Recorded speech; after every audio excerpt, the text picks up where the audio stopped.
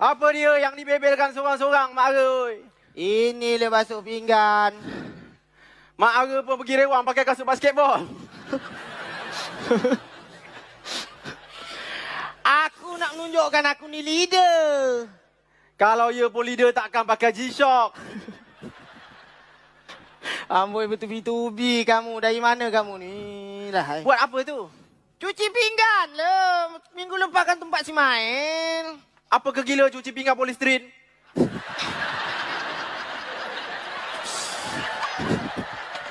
Polisterin tu pakai buang, Mak Roy. Nak dibodoh dah tua orang tua ni. Aku suar khabar kat rumah pun aku cuci tahu. Ha?